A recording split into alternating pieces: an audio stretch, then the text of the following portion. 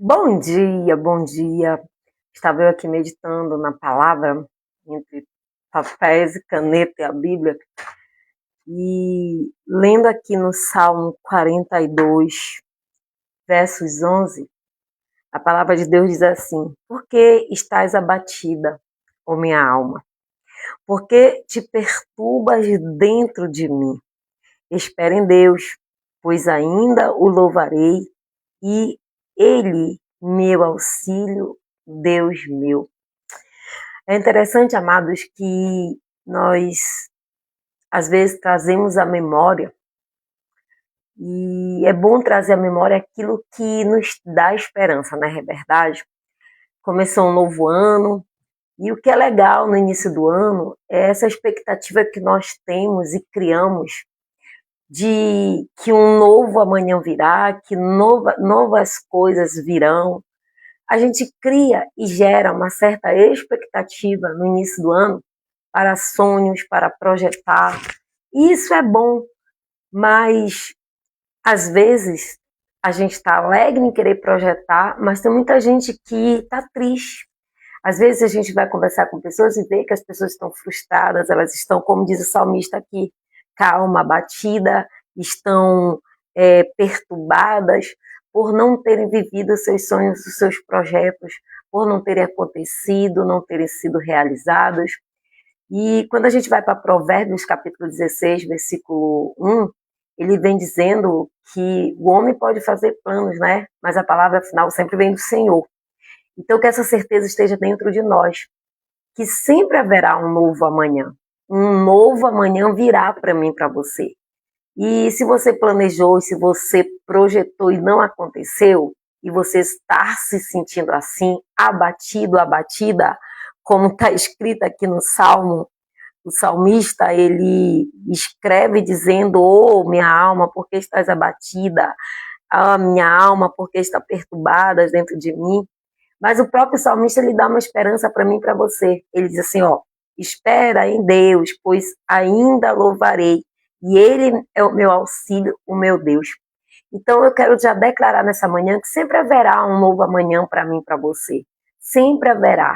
A gente tem que liberar sobre a nossa vida as palavras que nos dê esperança. Palavras que venham trazer esperança. Ele está abatido? Tá. Ele está perturbado? Tá. Mas entenda que ele termina dizendo: mas espera em Deus, confia em Deus, e eu ainda louvarei a Ele. Ou seja, eu ainda louvarei ao Senhor, porque Ele tem sido meu auxílio, Ele tem sido meu Deus. Ou seja, Ele está dizendo: ainda louvarei, ainda irá acontecer, o milagre ainda virá.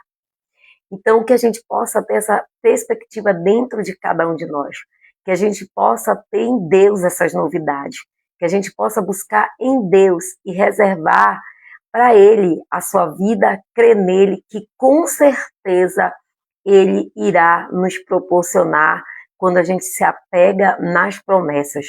Então, que a gente possa realmente, verdadeiramente se apegar nas promessas de Deus, naquilo que Deus prometeu, e lembrar que o nosso tempo não é o tempo de Deus, a nossa hora não é a hora de Deus, e que a gente venha se apegar, ainda que, como disse o salmista, ainda que nós estejamos abatidos, ainda que estejamos perturbados, frustrados, traga a memória, traga palavras que lhe dê esperança, para que você venha dizer: ele está dizendo sim, eu estou abatido, eu estou abatida, eu estou perturbado, eu estou perturbada, mas ele mesmo se responde: espera em Deus,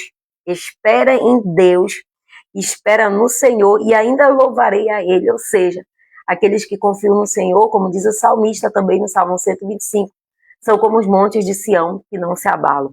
Entenda que quando nós nos apegamos na promessa, Ele é o nosso consolo. Na hora da dor, na hora do sofrimento, o salmista já diz isso. No Salmo 46, se não me engano, ele começa dizendo: Deus é o meu refúgio, a minha fortaleza, socorro bem presente, portanto, na hora da tribulação. Ou seja, vamos nos apegar no Senhor e nas promessas dele, não olhar para os sinais, mas olhar para a promessa.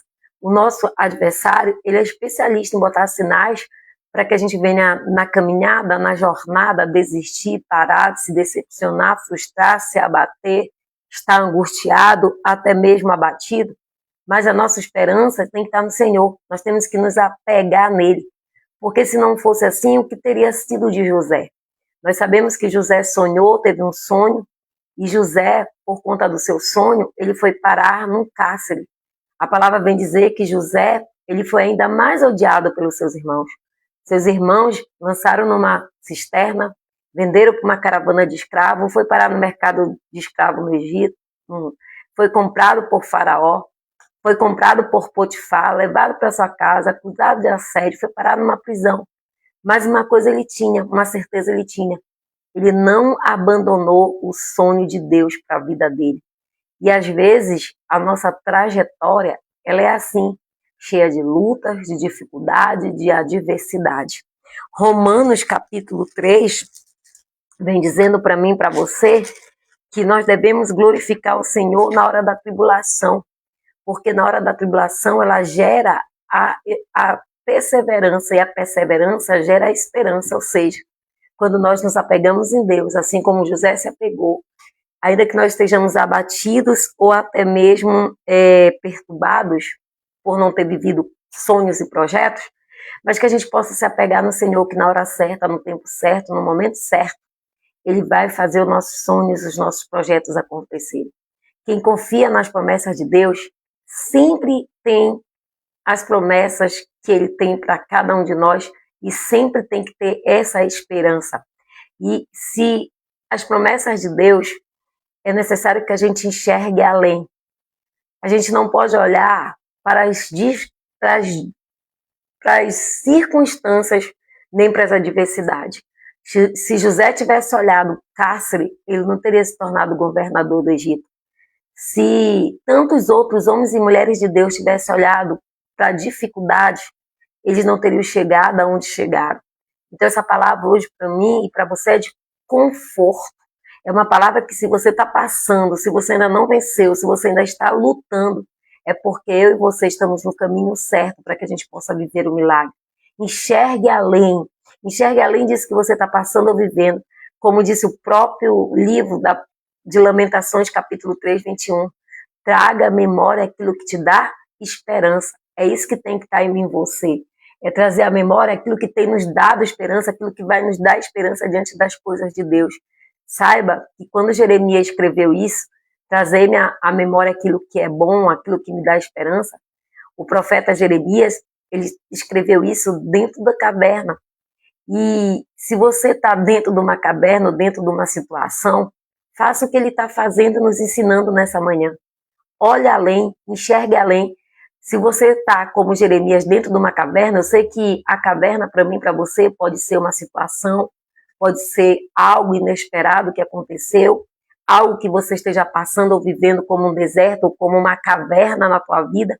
Mas vamos entender que Jeremias, o profeta, ele estava dentro de uma caverna e ele estava dizendo para ele mesmo, traga à memória somente aquilo que te dá esperança.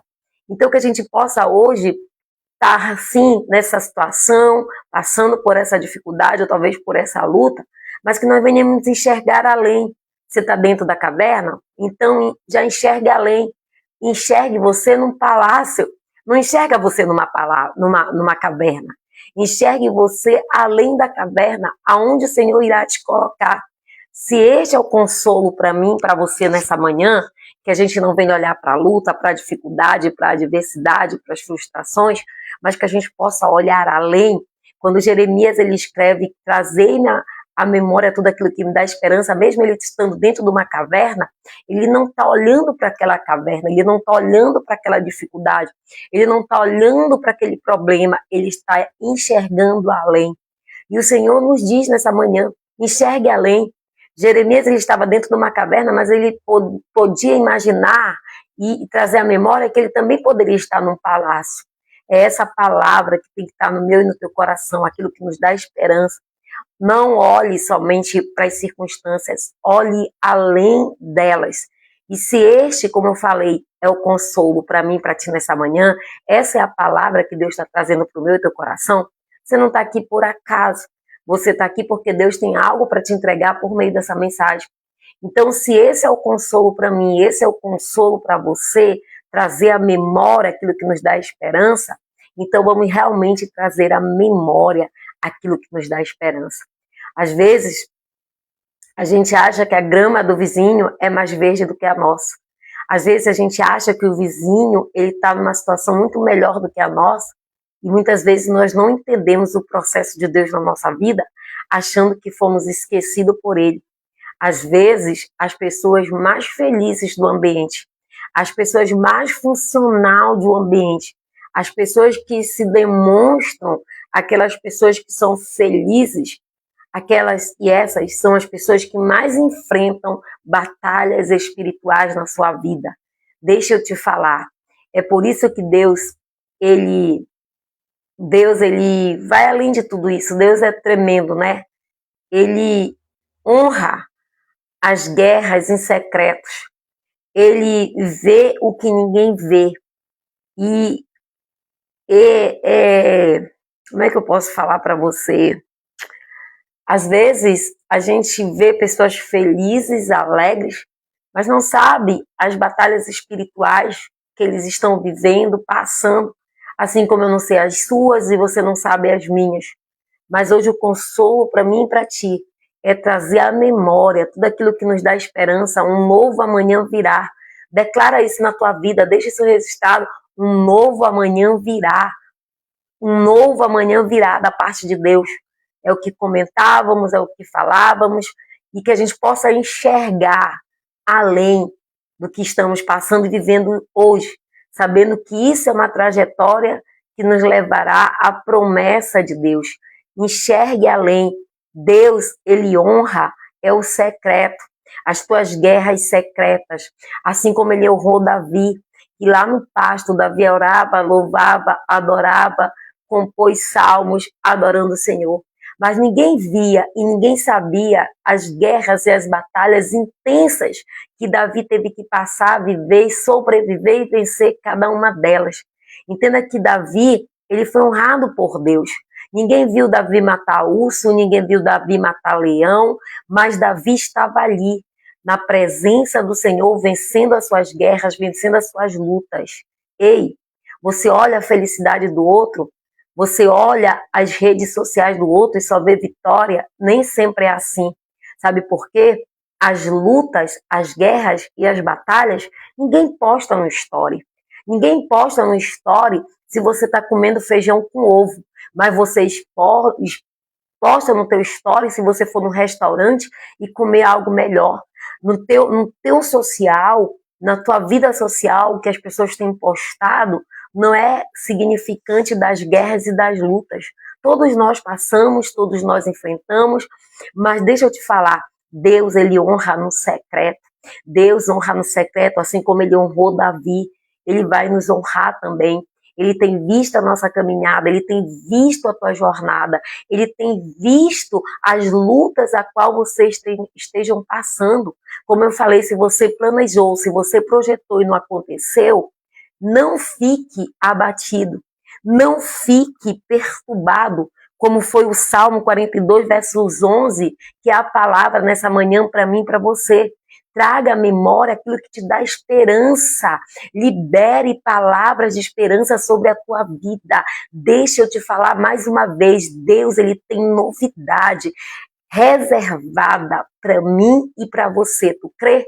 Declara isso. Deus, ele tem novidades reservadas para mim e para você, se você crê. Então entenda que as lutas, elas nos levarão a viver as bênçãos de Deus sobre a nossa vida.